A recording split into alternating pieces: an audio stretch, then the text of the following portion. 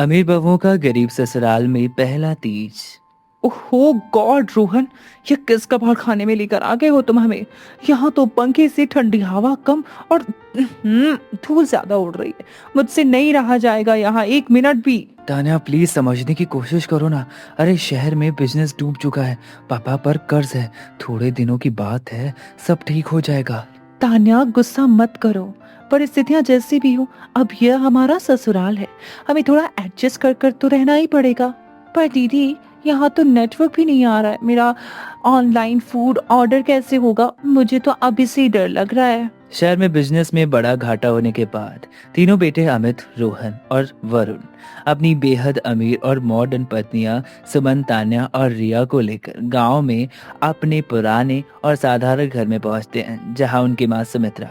अरे बहुओं परेशान मत हो। अरे माना कि हमारा घर छोटा है और यहाँ शहर जैसी सुख सुविधाएं नहीं है, पर प्यार में कोई कमी नहीं मिलेगी। आओ आओ अंदर बैठ जाओ सब। शाम को पूरा परिवार हॉल में बैठा है। सास सुमित्रा बहुओं को देखकर मुस्कुराती हैं। बहुओं, परसों हरियाली तीज का पावन त्योहार है। अरे तुम तीनों का हमारे इस घर में पहला तीज है। हम बहुत धूमधाम से तुम्हारा पहला तीज बनाएंगे। धूमधाम?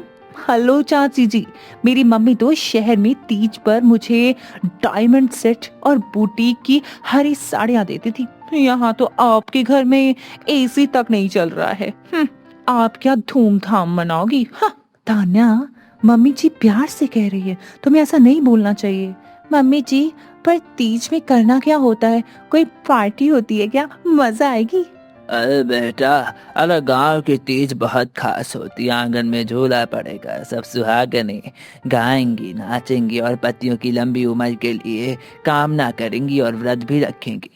अगले दिन सुबह सुमित्रा एक पुरानी पोटली लेकर आती है।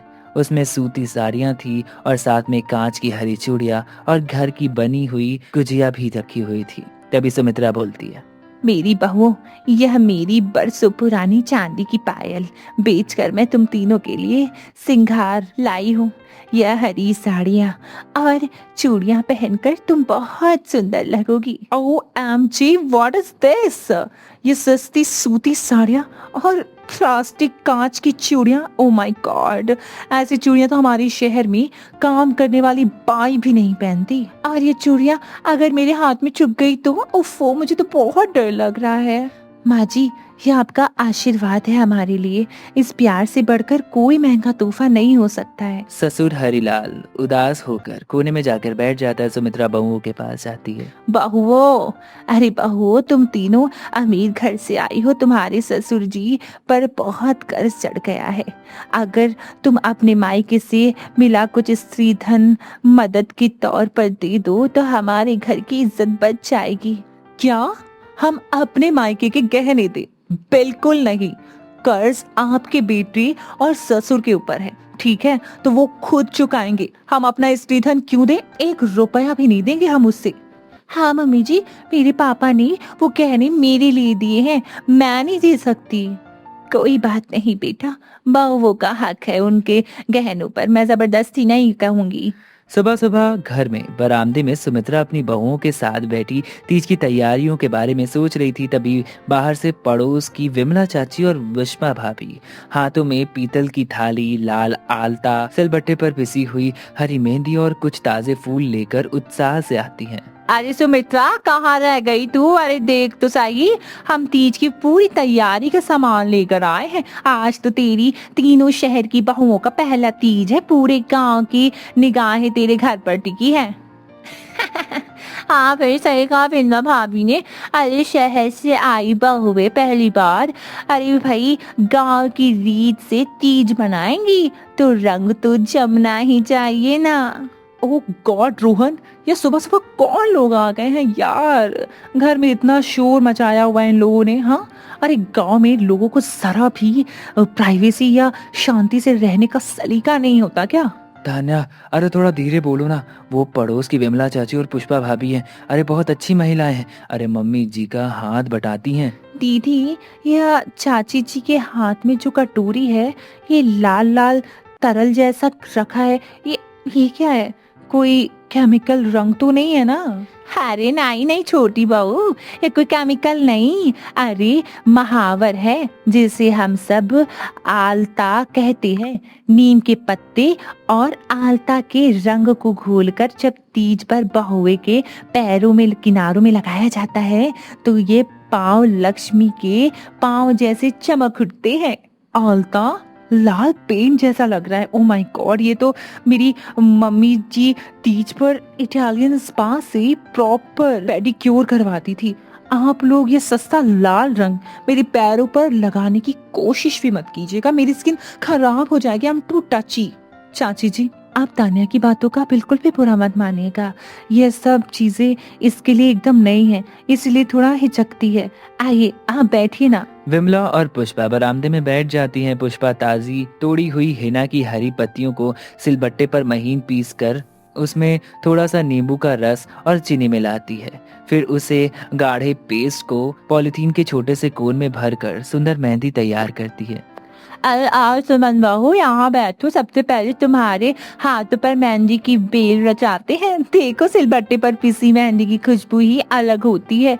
अरे जब इसका रंग हाथों पर चढ़ेगा तो समझो अमित का प्यार भी उतना ही गहरा रंग जाएगा। जी भाभी, बहुत बहुत शुक्रिया, आपकी बनाई हुई मेहंदी की खुशबू वाकई बहुत प्यारी है।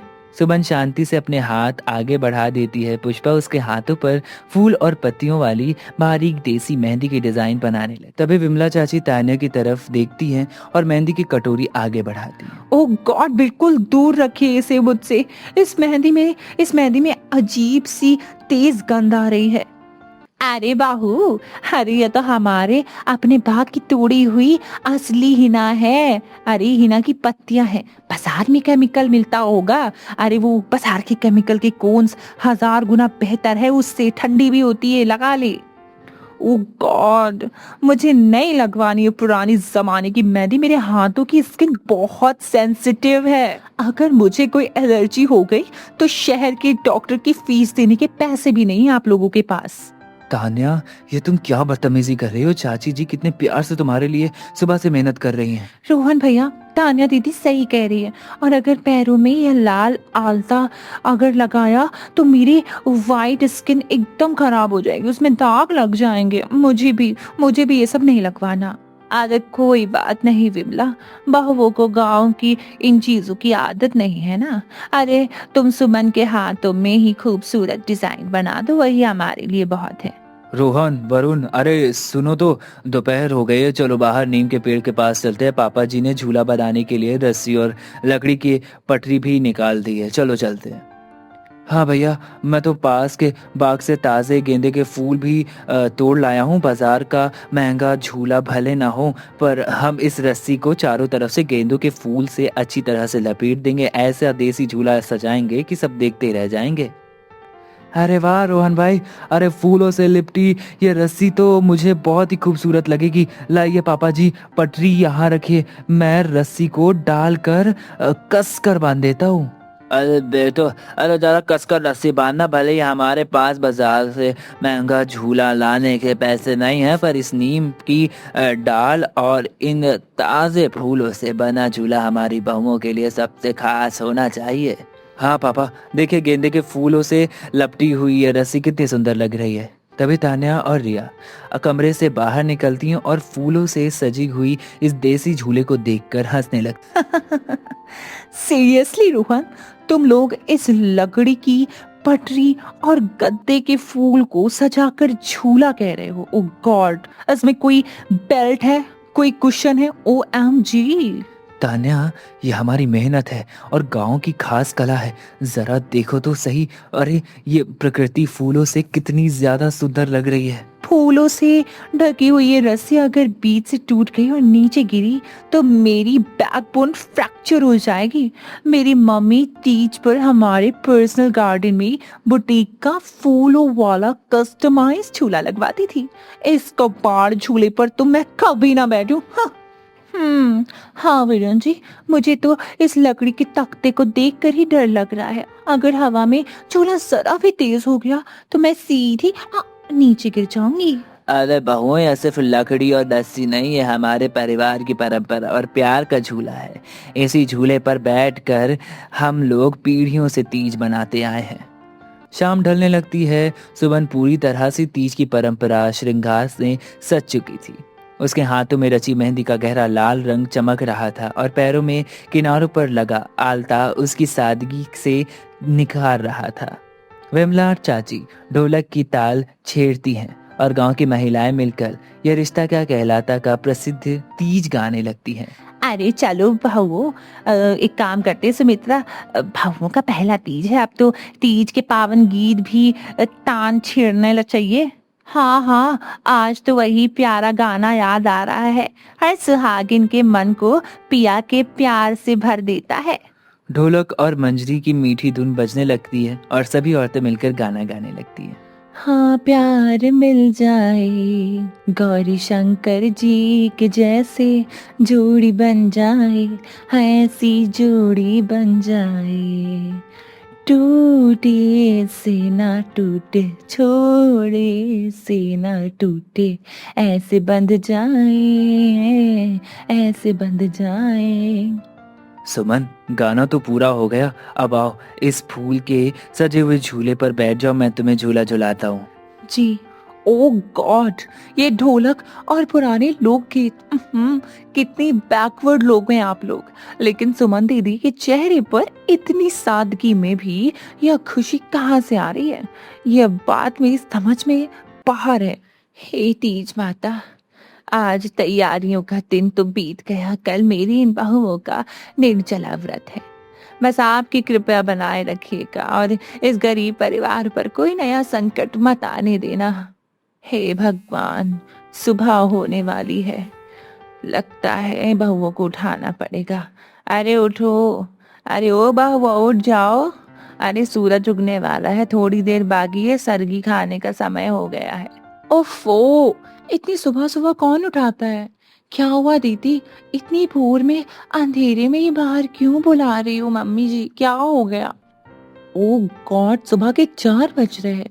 इस वक्त तो शहर में लोग सो कर भी नहीं उठते, आप इतनी सुबह सुबह में क्यों जगा रही हो? सोने दो ना। तान्या, आज हरियाली तीज का व्रत है। सुबह सूरज निकलने से पहले सरगी खाई जाती है, उसके बाद ही पूरे दिन का निर्जला व्रत शुरू होता है। क्या निर्जला व्रत? निर्जला का मतलब क्या पूरे दिन बिना पानी पीकर रहना पड़ेगा हमें? हाँ छोटी बहू, अरे तीज का व्रत बहुत कठिन होता है। शाम को गौरी शंकर की पूजा करने के बाद ही पतियों के हाथ से जल पीकर व्रत खोला जाता है। आओ थोड़ा सा फल मेवा खा लो। बिना पानी के पूरा दिन? Are you serious? ये कोई व्रत है यार, टॉर्चर, मुझसे नहीं होने वाला ये सब। दोपहर का समय हो चुका था। कड़कड़ाती धूप और भयंकर गर्मी से कर तप रहा था। हॉल में लगा पुराना पंखा गड़बड़ आवाज करते करते एकदम गर्म हवा फेंक रहा था। प्यास से तान्या का गला सूख रहा था और रिया पेड़ पकड़कर सोफे पर बेहाल बैठी थी। तभी रिया, दीदी, मेरे पेट में तो चूहे कूद रहे हैं और मेरा गला भी इतना सूखा जा रहा है। हे भगवान, ऐसा लग रहा है मैं बेहोश ही हो जाऊंगी, मुझसे ये व्रत नहीं रखा जा सकता। ओह गॉड, चुप रहो रिया, कोई सुन लेगा। एक काम करते हैं, रसोई में जो पुराना फ्रिज रखा है ना खटारा सा, वहां चलकर चुपके से ठंडा पानी पी लेते हैं, किसी को पता नहीं चलेगा। तान्या और रिया दबे पांव रसोई घर की तरफ बढ़ती है। तान्या जैसे ही फ्रिज खोलकर देखती है तो ठंडे पानी की बोतल निकालती है। तभी पीछे से सुमन आ जाती है और वो बोलती है, तान्या, ये क्या कर रही हो तुम? अरे दीदी, आप हम तो बस फ्रिज से पानी की बोतल चेक कर रहे थे कि ठंडा पानी है या नहीं। नहीं दीदी, तान्या दीदी पानी पीने वाली थी और मुझे भी पिलाने वाली थी, मुझे बहुत प्यास लगी है दीदी। अरे रिया, तान्या, यह व्रत केवल एक परंपरा नहीं है, यह हमारे पतियों की लंबी उम्र और उनकी सलामती के लिए रखा जाता है। अगर हम इसमें छल करेंगे तो इसका क्या मूल रह जाएगा? अरे थोड़ा सा संयम रखो, सब ठीक हो जाएगा। ओफो सुमन दीदी, आप ही ना हर बात में इमोशनल ड्रामा शुरू कर देती हैं। अरे पानी पीने से कोई की उम्र का कम ज्यादा होना ये कैसे कनेक्टेड हो सकता है, मुझे नहीं समझ आ रहा। हे हरे लाल, अरे ओ बाहर निकलो बुड्ढे, अरे कहाँ छुपा बैठा है? अरे आज तेरे कर्ज की मियाद पूरी हो गई है। अरे अरे ये तो बाहर साहूकार राकेश की आवाज है। बेटो अब बाहर चलो, जल्दी जल्दी चलो। हे भगवान, दोपहर के समय यह साहूकार अपने खूंखार गुंडों के साथ लेकर अपने धमराजी के क्यों आ गया? मुझे बड़ा डर लग रहा है। हे भगवान। अरे राकेश भाई साहब, राम राम राम राम। आप इस वक्त यहाँ पर? अरे राम राम की बच्ची, अरे सीधे मुद्दे पर आ। अरे हरी लाल, शहर में बेटे जो हैं तेरे बिजनेस डूब गया, वो तो मुझे सब पता चल गया।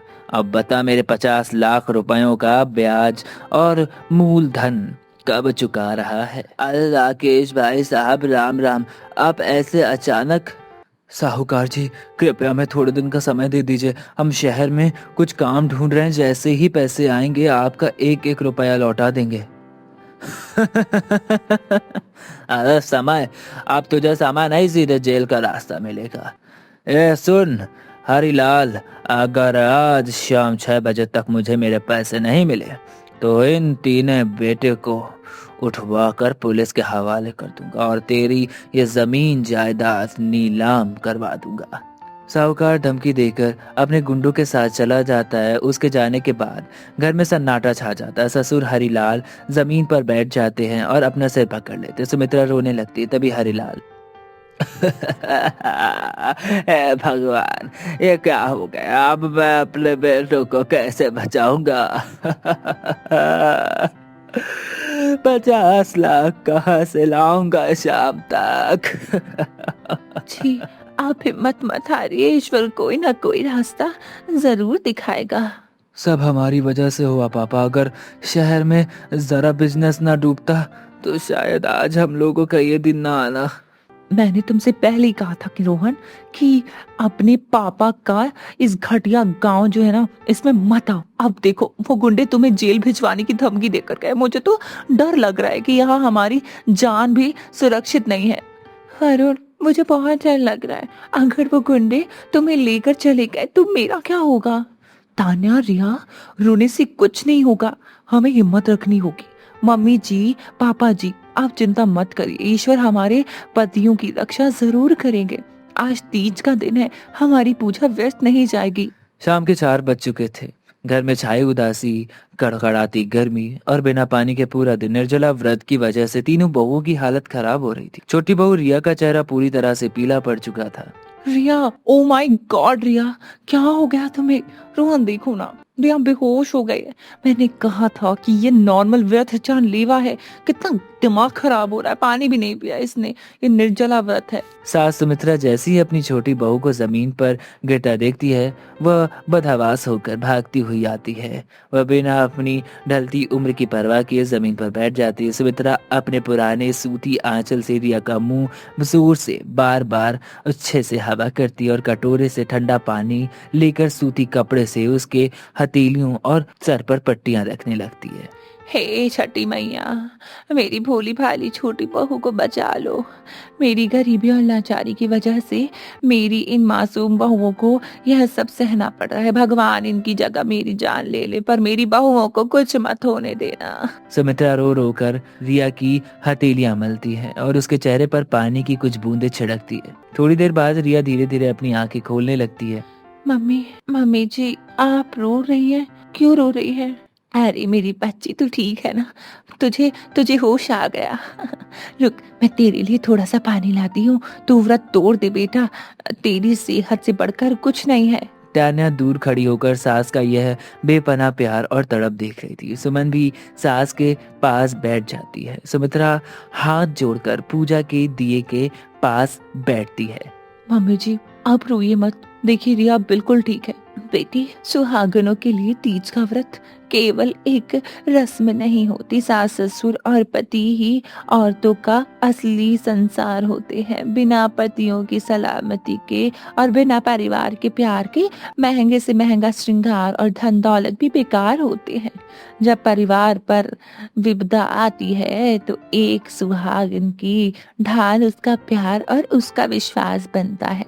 शाम की पूजा का समय हो जाता है। सुमित्रा दिया जलाती है और ये रिश्ता क्या कहलाता था स्टाइल का भावुक परंपरा गाना चलने लगता है। हे गौरी शंकर, रिश्तों की डोरी से बांधा हमारे सारे दुख सुख हर लो, हमारी पत्नियों की लंबी जिंदगी दो। गौरी शंकर जी के जैसे जोड़ी बन जाए, है ऐसी जोड़ी बन जाए। टूटे से ना टूटे, छूटे से ना छूटे, ऐसी बन जाए, ऐसी बन जाए। गौरी शंकर के जैसी जोड़ी बन जाए, है ऐसी जोड़ी बन जाए। माय गॉड, मैं कितनी गलत थी। अब मेरे पापा के पास करोड़ों रुपए थे, लेकिन मुझे कभी ऐसा सच्चा और निस्वार्थ प्यार नहीं मिला। मम्मी जी अपनी क्षमा पूंजी हमारे सिंधारे में लुटा दी और मेरे ही उनके प्यार का मजाक उड़ाया। मैंने बहुत गलत किया। तान्या दौड़कर जाती है और अपनी सास सुमित्रा के पैरों में गिर जाती है। मम्मी जी मुझे माफ कर दीजिए, मैं बहुत बहुत स्वार्थी और घमंडी थी। मुझे समझ ही नहीं आया कि असली अमीरी पैसों से नहीं बल्कि आपके इस पावन प्यार में है। मुझे माफ कर दीजिए मम्मी जी, मुझे माफ कर दीजिए। अरे नहीं नहीं, अरे मेरी बेटी तू रो मत, अरे रोते हुए तू अच्छी नहीं लगती, तू मेरी बच्ची है। भला माँ भी कभी अपनी बहुओं से रूठती है क्या? गाना समाप्त होता है। तान्या की आंखों से लगातार आंसू बह रहे होते हैं। अपनी सास का निस्वार्थ प्रेम, रिया के प्रति उसकी चिंता और परिवार को बचाने की तरफ देखकर तान्या पर बरसों का घमंड और अहंकार पल भर में टूट कर बिखर जाता है। शाम के 5:15 बज चुके थे। साहूकार के आने का एकदम समय होने वाला था। मियाद खत्म होने के कुछ मिनट ही बचे हुए थे। तान्या अपनी सास सुमित्रा से माफी मांगने के बाद तुरंत अपने कमरे की तरफ भागती है। उसके पीछे पीछे रिया और सुमन भी कमरे में आती है। रिया, सुमन दीदी, अब एक सेकंड भी हमें बर्बाद नहीं करना, एक भी सेकंड बर्बाद नहीं करना। वो गुंडे रोहन, वरुण और अमित भैया को जेल भिजवाने वाले हैं। तान्या दीदी आप क्या कर रही हो? श्या मेरे पापा का दिया हुआ हीरा और सोने का सेट है। अब तक हमारे पति और हमारा परिवार ही सलामती नहीं रहेगा तो हम इन सब का क्या करेंगे? इन सब का अचार डालेंगे क्या? तान्या अपना पूरा स्त्री धन निकाल लेती है। उसे देखकर रिया के बिना एक पल गवाए अपना अलमारी खोलती है और सारा सोने की चेन कंगन निकाल लेती है। तीनों बहुएं मिलकर अपना सारा स्त्री धन भरकर हॉल में लाती हैं। पापा जी ये लीजिए, ये हमारा स्त्री धन है, आप तुरंत इसको साहूकार का कर्ज चुकवा दीजिए और हमारी पत्नियों को बचा लीजिए। नहीं नहीं बहू, ये तुम्हारे मायके से मिला हुआ स्त्री धन है। अरे इस पर तुम्हारा हक है। मैं अपनी बहुओं के गहने बेच कर्ज नहीं चुका सकता। पापा जी जब घर पर विपदा आई तो बहुएं भी बेटी बनकर खड़ी होती हैं। पतियों की सलामती के लिए आगे कोई गहना नहीं होता है। आप इसे स्वीकार कर लीजिए, रख लीजिए इसे। ठीक 6:45 दरवाजा जोर जोर से खटकने लगता है। क्यों हरिलाल, 6 बजने वाले हैं? अरे निकाल अपने 50 लाख रुपया, वरना ये रहे मेरे आदमी, तेरे तीनों बेटों को उठाकर फेंक देंगे। ससुर हरिलाल आगे बढ़ता है और गहनों से भरी थैली साहूकार के मुंह पर दे मारता है। ये ले राके 50 लाख तो क्या, इस थैली पर 1 करोड़ के हीरे और सोने के गहने। अपना कर्ज चुकता कर ले और अपना हिसाब का कागज मेरे मुंह पर फेंक कर यहाँ से दफा हो जा। साहूकार जब थैली से असली हीरे और सोने के गहने देखते हैं तो उसकी आंखें फटी की फटी रह जाती है। गुंडे भी वो चक्के रह जाते हैं। साहूकार चुपचाप कर्ज के कागज फाड़ कर जमीन पर फेंकता है और अपनी आदमियों के साथ उल्टे पांव भाग जाता है। देखिए मम्मी जी, संकट टल गया है। अब के 6:30 बज चुके हैं। चलिए अब हम सब लोग पूजा की तैयारी करते हैं। अरे लो सुमित्रा, अरे चंद्रदेव भी निकल आए हैं। आज पूजा की थाली भी सज गई है। अब बहुओं को पूजा करवा कर व्रत खुलवाओ। स्वामी ये लीजिए जल और घेवर, आप अपने हाथों से मुझे खिलाइए और मेरा व्रत पूरा करवाइए। तान्या, रिया, आज तुम दोनों ने हमारे पूरे परिवार की इज्जत लाज सब बचा ली। हे माता पार्वती, मेरी बहुओं के सुहाग को हमेशा हमेशा अमर रखना और इस परिवार के प्यार को ऐसे ही बनाए रखना। रोहन, पूजा पूरी हो गई, अब चलिए ना बाहर, मुझे भी उस नीम के पेड़ वाले फूलों से देसी झूले को मुझे भी झूलना है। चलो चलो, सारे संकट टल गए हैं, पूजा हो गई है। अब तो पतियों के साथ जबरदस्त नाच गाना और जश्न होना चाहिए। संकट टल चुका था। घर में खुशियों का उजाला छा गया था। शाम के 6:30 बज रहे थे। प्रीत मिल जाए सजन का, प्यार मिल जाए, हाँ ऐसा प्यार मिल जाए। टूटे से ना टूटे, छूटे से ना छूटे, ऐसे बन जाए, ऐसे बन जाए। गौरी शंकर जी के जैसे जोड़ी बन जाए, हाँ ऐसी जोड़ी बन जाए। सच कहूँ रोहन, जब हम शहर से आए थे तो मुझे लगा था कि इस गांव में एक दिन भी नहीं गुजार पाऊंगी, पर आज मुझे समझ आया कि असली सुकून और खुशी बड़े बड़े ऐसे कमरों में और एसियों में नहीं है, बल्कि परिवार का सच्चा प्यार अपने के साथ हो ना, तो जिंदगी सबसे आसान हो जाती है। बिल्कुल सही कह रही है तान्या दीदी, मैंने भी बहुत बुरा किया। यहाँ आकर ऑनलाइन फूड और मेरा मोबाइल नेटवर्क सब भूल गई, क्योंकि मम्मी जी के हाथों का प्यार और चाची जी की ढोलक की धुन जो मेरे दिल को छू गई। प्यार मिल जाए पिया का, प्यार मिल जाए, हाँ ऐसा प्यार मिल जाए। जय गौरी शंकर जी के जैसी जोड़ी बन जाए, हाँ ऐसी जोड़ी बन जाए। तोड़े से ना टूटे, छोड़े से ना छूटे, ऐसे बंध जाए, ऐसे बंध जाए। पिया की प्रीत मिल जाए, सजन का साथ मिल जाए, सजन का साथ मिल जाए। तान्या, तुम्हारा ये बदला हुआ रूप देखकर मुझे आज तुमसे फिर से प्यार हो गया। तुमने सिर्फ हमारा घर और इज्जत नहीं बचाई, बल्कि हमारे पूरे परिवार का दिल जीत लिया। हमारी छोटी रिया भी अब पूरी तरह से इस गांव के प्यार में रंग चुकी है। मुझे अपनी दोनों छोटी बहनों पर बहुत नाज है। जब घर पर मुसीबत आई तो तुम दोनों ने मिलकर इस घर को बचाया है। तुम इस घर की बेटियां नहीं, बल्कि इस परिवार की सबसे बड़ी ढाल हो। अरे बहू, अरे जब तुम इस घर में आई थी तो मुझे डर लग रहा था कि ये छोटा और गरीब घर तुम्हारे काबिल नहीं है, पर आज तुम तीनों ने अपने प्यार, त्याग और संस्कारों से इस साधारण से घर को सचमुच मंदिर बना दिया है। मेरी बहुएं कितनी अच्छी, भगवान हर सास को तुम जैसी समझदार बहुएं मिली, दिलदार बहुएं मिले। अब चाहे शहर में बिजनेस कितना भी बड़ा हो जाए और हम कितने भी बड़े हो जाए, पर हम हर साल तीज का त्योहार मनाने इसी गांव में आया करेंगे। पक्का वादा रहा मम्मी जी, अगली तीज पर हम खुद अपने हाथों से यह नीम का झूला सजाएंगे और सब मिलकर वही तीज का प्यारा गाना गाएंगे। तो फिर देर किस बात की, चलिए सब मिलकर एक साथ जयकारा लगाते हैं। बोलो तीज माता की जय। तीज माता की जय।